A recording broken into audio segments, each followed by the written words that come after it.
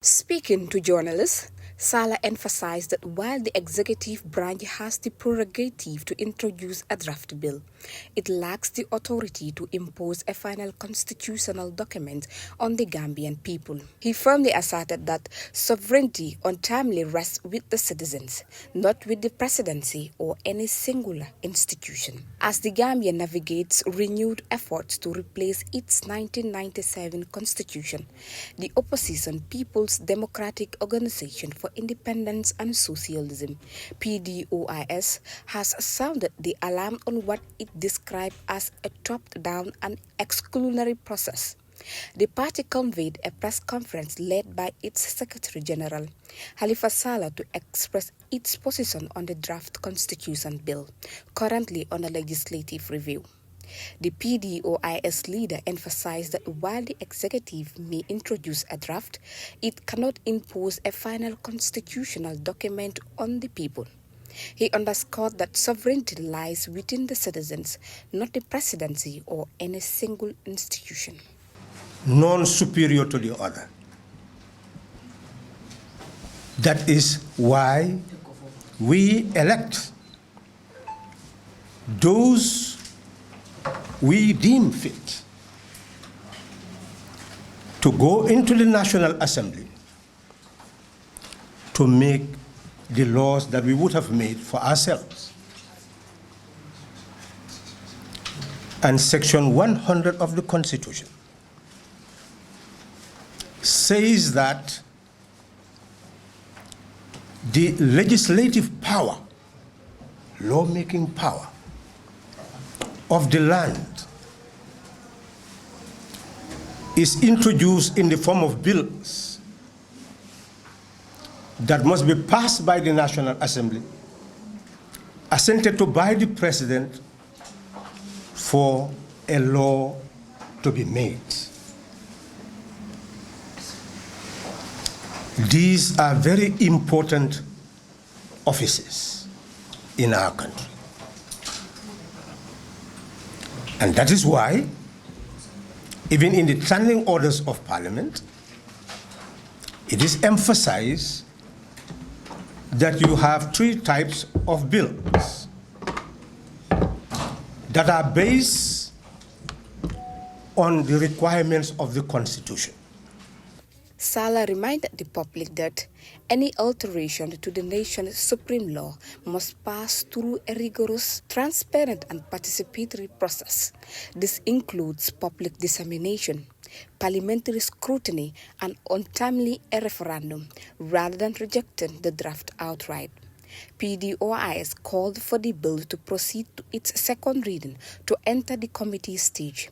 According to Sallah, this will open the door for amendments and broader national engagement, offering citizens, lawmakers and civic bodies the opportunity to shape the Constitution collectively.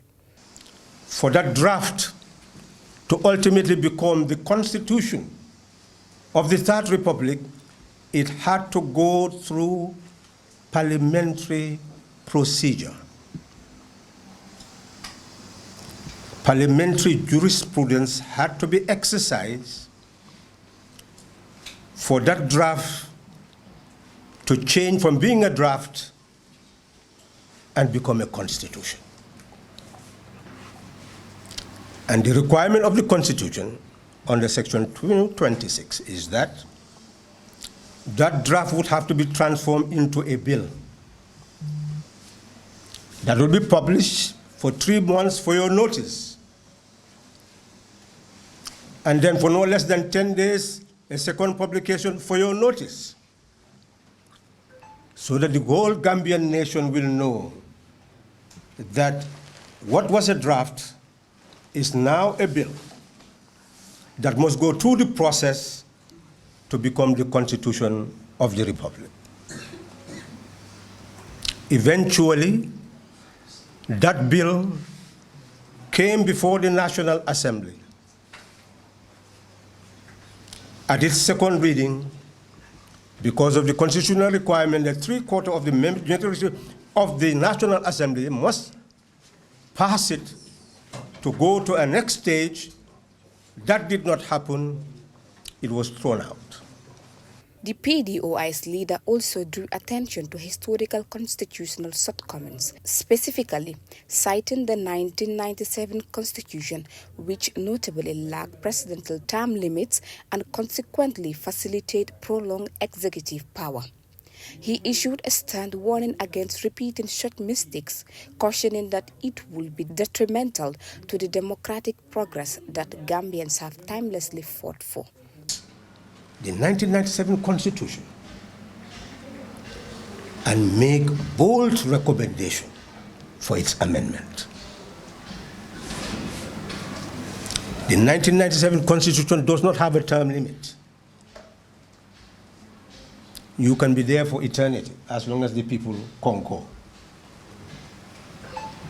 You can use patronage to buy votes. You can do anything which is against the law, but just to sustain yourself in power.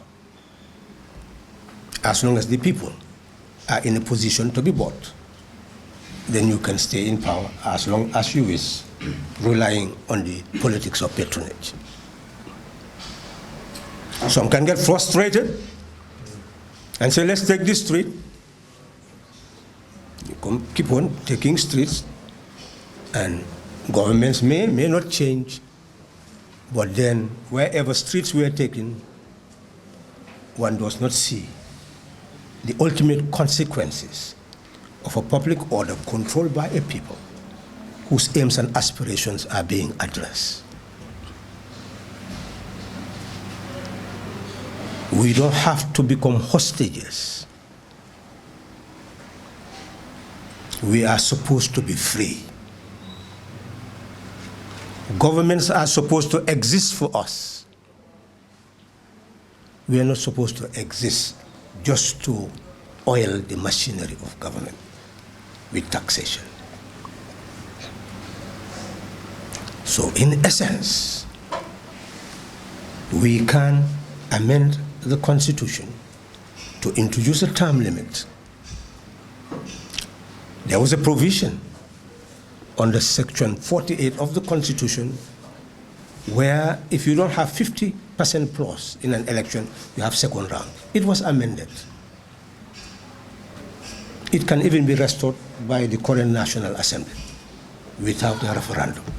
Honorable Halifa Sallah furthered that with its advocacy and policy frameworks, PDOIS champions mandatory gender quotas and enforceable proportional representation aiming to bridge existing gaps and position the party as a strong proponent of structural change towards gender equity.